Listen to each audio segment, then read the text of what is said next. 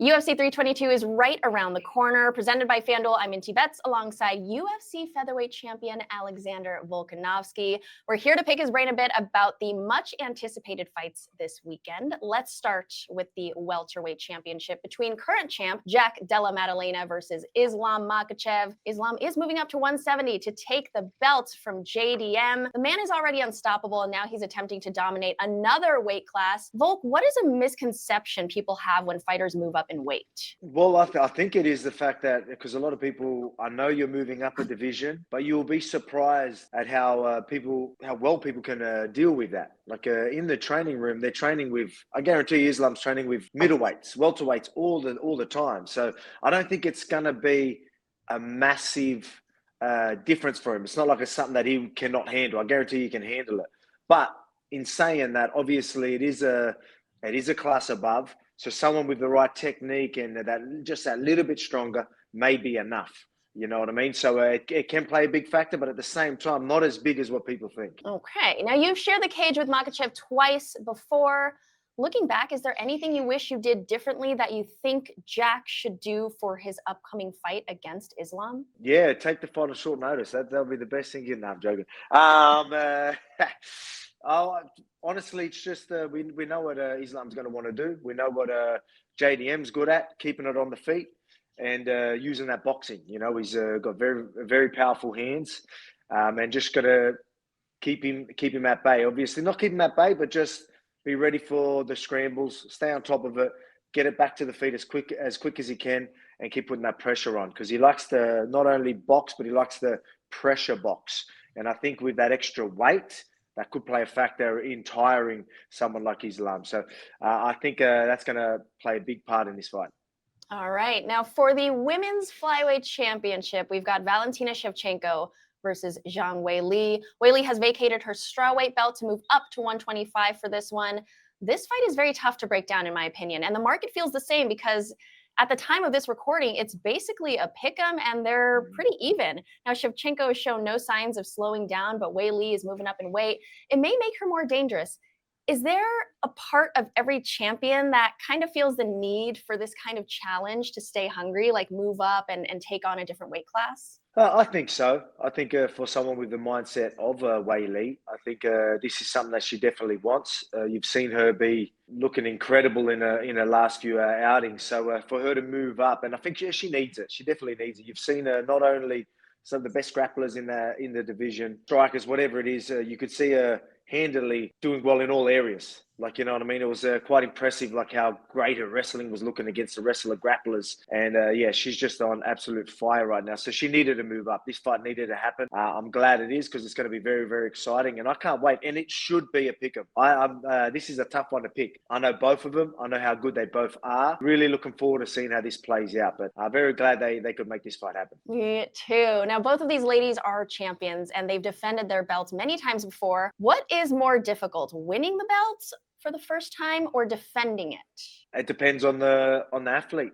It really does. You know, some people, they win the belt, and do they pull off? Do they think I'm the best? And even though they don't, it's not that big of a difference, but just that the discipline or the sacrifices, does some of that go a little bit? And then, you know, and does that start to the beginning of the downfall, you know what I mean? But it just depends on the person. When you've got two fighters like these two who are very driven, you know, I don't think they're just going to always do what they need to do to be the best. Well, look at Weili. She's literally got better and better. I mean, miles better.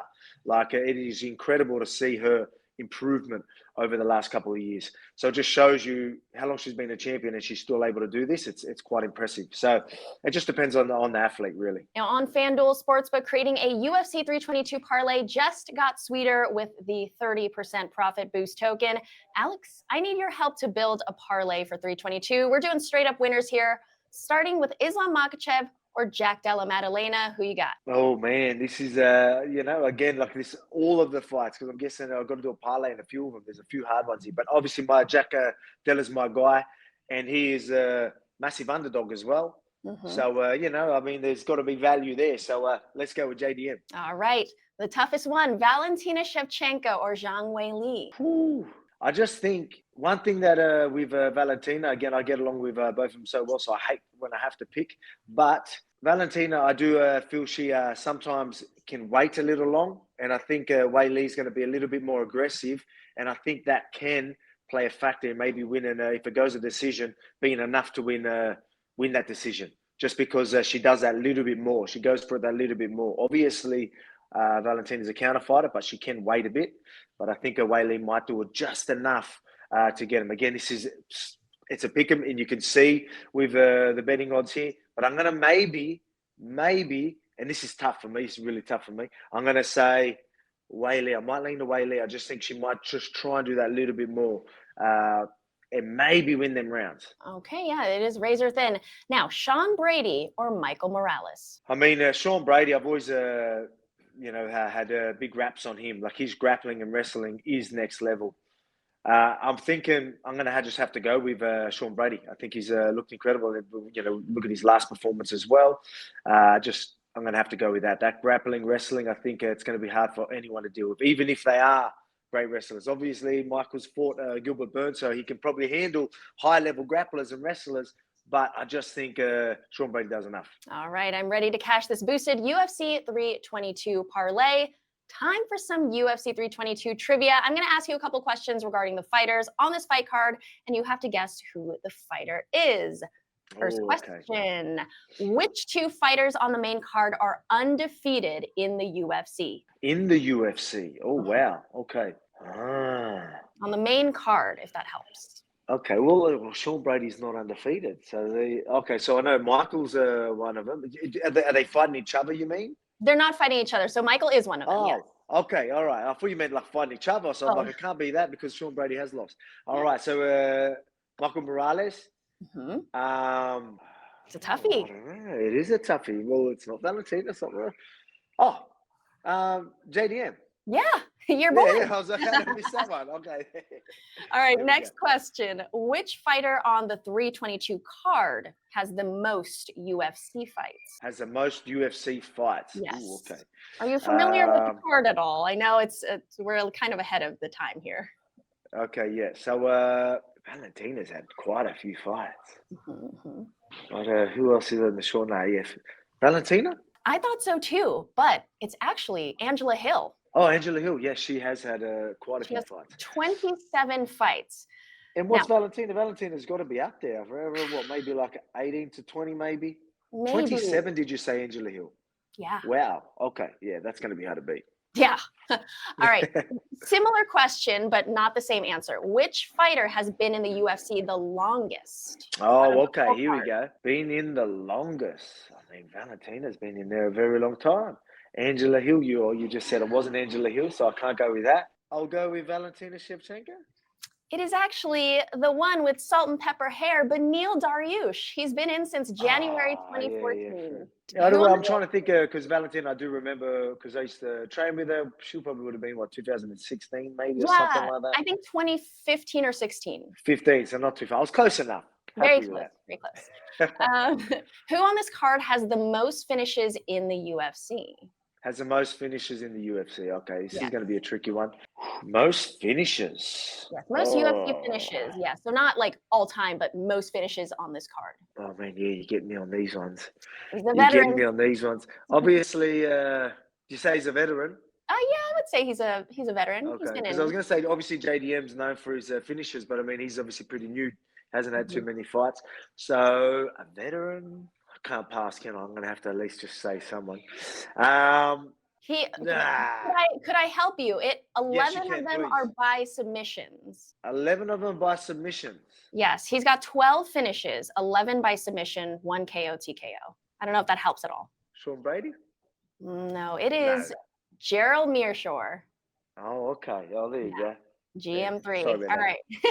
Last question about the card. How many times has the UFC hosted events at Madison Square Garden in New York? Ooh, okay. I reckon we've had about 6 events, I might say.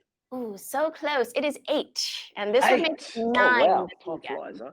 Yeah, it's been a while. I still remember the first one when it was there, but okay. Fair enough. All right, you did amazing. Now, FanDuel is launching in Missouri soon. Alex, let's have you blind rank these 3 fighters who have ties to Missouri, okay? You just tell me 1, 2, or 3. Blind ranking. Okay, all right. Okay. Ben Askren. Ben Askren. Ooh. Oh, mate, he's world champion. The accolades, and we're talking UFC, Mm-hmm. just UFC. Yes, UFC. I'll go 2. Okay.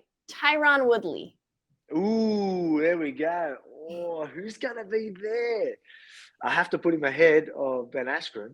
Okay. So, I mean, he's going to go 1. Okay. This gentleman might have some is- choice words for you. Michael Chandler. Oh, Michael Chandler.